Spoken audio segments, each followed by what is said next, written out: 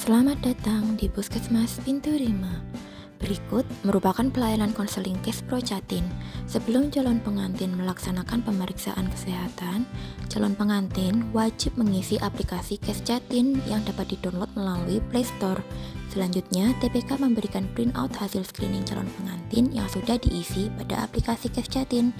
Sertifikat layak hamil tersebut didownload melalui aplikasi LC-Mil. Perlu diketahui, aplikasi Kes Jatim ini terkoneksi dengan aplikasi LC-Mil dan EcoHort. Baik Bapak Ibu, silakan ke ruang KIA.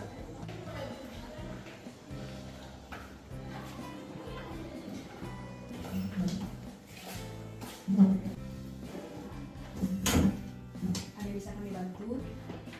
Iya, ini kita mau minta surat keterangan dari surat pengantar Untuk apa Pak ya? Untuk keperluan apa? untuk keperluan buku nih. Oh ya baik. Jadi sebelum kami keluarkan untuk keterangan menikah dibawa ke KUA, kami akan melakukan pemeriksaan kepada Bapak dan Ibu. Ya, terutama Ibu paling banyak kami periksa nanti. Dan tujuan untuk apa? Untuk perencanaan kita nanti. Mana tahu setelah menikah ini kan ada niatnya langsung hamil ya kan? Jadi sebelum kami keluarkan itu, boleh nggak kami tanya-tanya ya? Namanya siapa ya? Ibunya? Sitawati. Bapaknya siapa?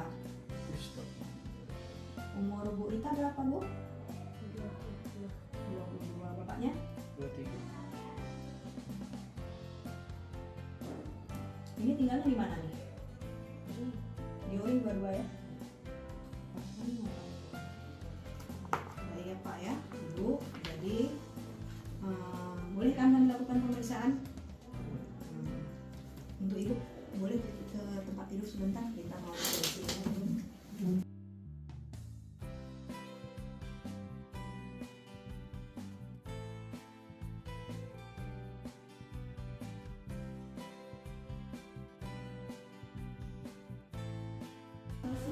Ya, sama sudah. Ini dari laboratorium yang berhasil atas nama Ibu Rita sudah keluar. Terima kasih ya Bu, hasil pemeriksaannya. Kadar darahnya bagus ya, 11,4. Jadi Ibu tidak anemi. Jadi di sini untuk pemeriksaan triple eliminasi pun semuanya hasilnya negatif ya, termasuk pemeriksaan. Ibu tahu pemeriksaannya apa? Triple eliminasi. Yang dia periksa HIV, sipilis, dan hepatitis ya. Jadi tiga-tiganya tidak ada menderita. Tadi kan kemarin kan sebelum datang kemarin sudah ngisi aplikasi Kespro Jatim, sudah keluar sertifikatnya dari TPK sudah. Berarti kan di sini dari hasil pemeriksaan kondisi Ibu dalam keadaan baik, dan setelah menikah nanti kalaupun hamil, Ibu dinyatakan layak hamil.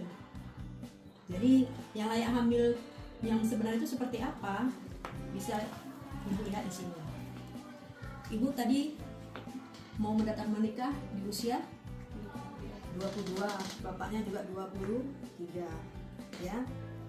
Boleh Ibu lihat sama Bapak di sini ya. Di usia yang ideal untuk menikah itu di usia 20 sampai dengan 35 tahun ya. Untuk layak hamil ya, untuk ibunya diharapkan ya jumlah anak itu nanti tidak lebih dari 3.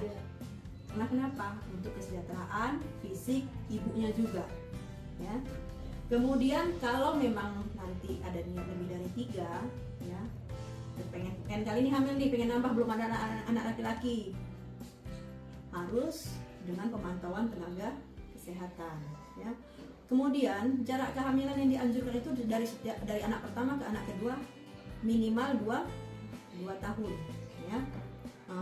Jadi diusahakan sebelum anak usia belum mencapai usia 2 tahun ditunda dulu hamil.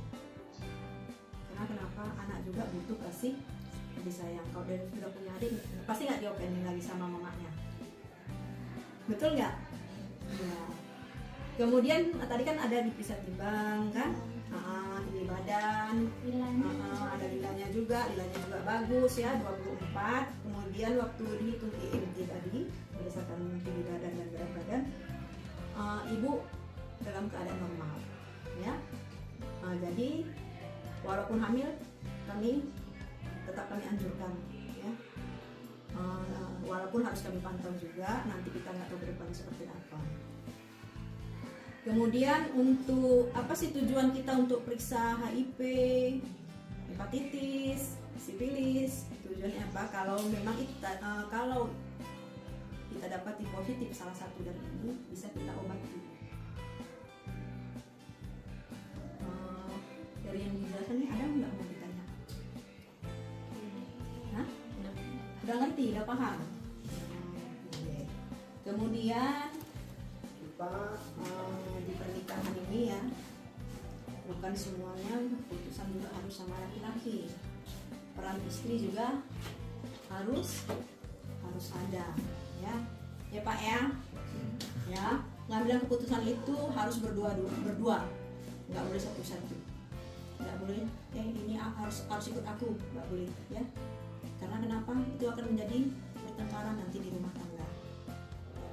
Kemudian perencanaan kehamilan juga harus direncanakan berdua. Jangan nanti suaminya mau, istri nggak mau, istrinya mau, suami nggak mau, ya. Kemudian begitu juga untuk ber-KB. Kemudian suami nanti pada proses persalinan, kehamilan maupun menjaga anak itu harus memberikan dukungan kepada istri. Jangan nanti pulang-pulang aku capek, kau urus anakmu. Jangan gitu ya. Harus bersama-sama. Karena kan kita karena berdua jadi ya kan. Kemudian untuk pelaksanaan ASI nanti seumpamanya istri sudah melahirkan terima ASI ya, itu juga nanti akan kami pantau oleh tenaga kesehatan terutama petugas gizi. Jangan kebiasaan nanti udah dikasih neneknya pisang sebelum 6 bulan, itu harus dijelaskan juga kepada keluarga yang lain ya. Ada nggak kira-kira mau ditanyakan Bapak Ibu? Tidak ada ya. Sedikit lagi ya. Kemudian di dalam rumah tangga itu kan pertengkaran pasti ada ya. Yang menjadi sering KDRT siapa? Suami ya kan? Ya kan Pak? Jadi nanti seumpamanya ada kejadian seperti itu, misalnya bapak mukul ya, kemudian ada kekerasan seksual. Apa maksudnya kekerasan seksual tadi? Mungkin bapak mau minta, yuk bu, ibunya nggak mau, ibu dipukul. Jangan seperti itu, ya. Kita tidak boleh menuntut atau memaksa pasangan kita untuk melakukan hubungan seksual yang tidak aman. Karena kenapa?